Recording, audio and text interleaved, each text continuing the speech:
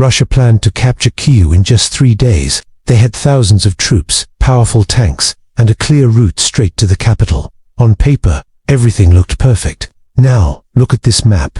A direct path from the north, fast and simple. It should have worked. But within days, the entire plan began to collapse. Not because Ukraine had stronger weapons, not because Russia lacked soldiers, but because of something much simpler, a map that didn't match reality. The roads weren't what they expected, the terrain wasn't what they planned for, and the speed they needed disappeared. So how did this happen?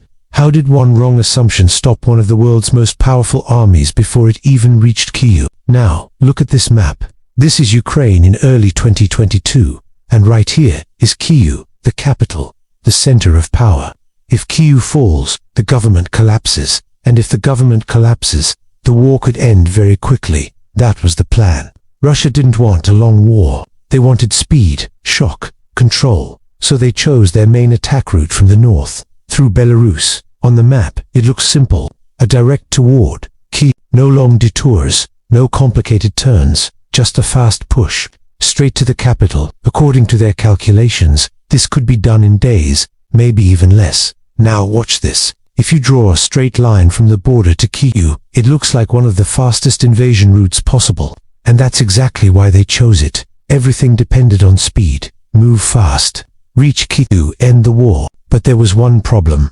What looked like the fastest route on the map was hiding something they didn't fully understand. But there was one major assumption behind this plan, that the map they were using showed reality. And that's where everything starts to break. Now, look closer at this route. On the map, it looks clean, simple roads, direct paths, nothing complicated. But on the ground, it was completely different.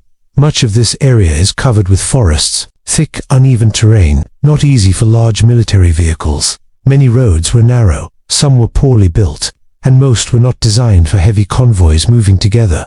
Now, add another problem: timing. This invasion happened in late winter, a season known for something very dangerous: mud. As the ground begins to thaw, roads become soft, fields become traps. Heavy vehicles don't move fast anymore.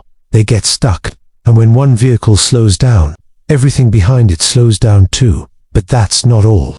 Russia expected very little resistance. They believed Ukrainian forces would collapse quickly. But that didn't happen. Ukraine was ready. Defenses were placed along key routes. Ambush points were prepared. So now the plan had two hidden problems: a route that slows you down, and an enemy that won't let you pass. And in a fast invasion, even a small delay can destroy everything.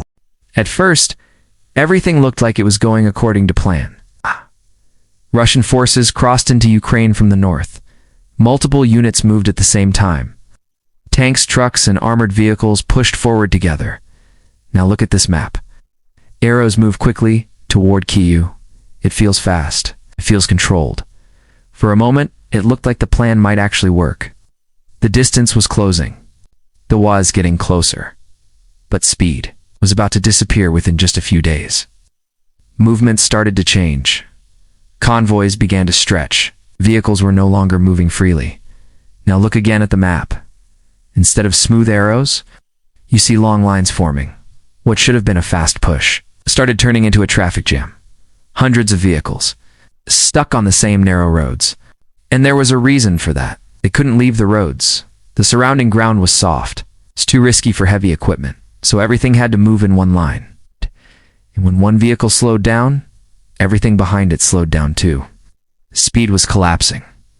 This is where the real problem became clear. The map showed usable routes. But in reality, many of those routes didn't work. Some roads were too narrow, some were damaged, others simply couldn't handle the weight. Now watch this. Vehicles begin to stop. Then more vehicles stop. Then entire sections freeze. And then the mud arrives. The ground becomes unstable. Wheels lose grip. Heavy trucks start getting stuck. Now the situation gets worse. A single stuck vehicle blocks the entire road. And because everything is packed tightly, nothing can move around it. One problem becomes many. One delay becomes a chain reaction, and suddenly, one of the world's strongest armies, stuck. Not by enemy fire, but by terrain. Now the delay creates a much bigger problem. Logistics armies don't just move with soldiers. They need fuel, food, ammunition, and all of that depends on movement. Now look at this map. Supply lines stretch longer and longer, but they stop moving. Fuel trucks can't reach the front. Food doesn't arrive on time, and the front line starts to weaken. Then something critical happens. Massive convoy forms, nearly 40 miles long, but it's not advancing. It's stuck, sitting in the open. Now it becomes a target. Ukraine begins to strike. Small attacks. Precise hits. And because the convoy cannot move, it cannot escape. What started as a delay is now turned into vulnerability. The entire plan is breaking, piece by piece.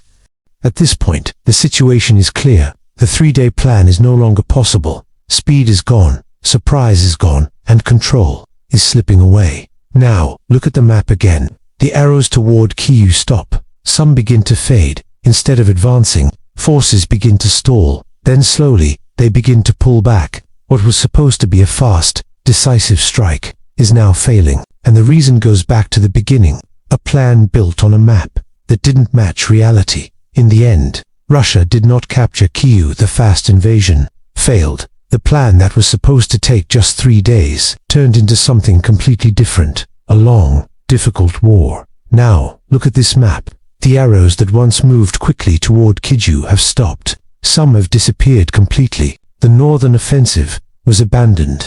Forces pulled back, positions were lost, and the main objective was never achieved. But the most important part is this. The failure did not come from a lack of power. Russia had the troops. They had the equipment. The failure came from something much simpler.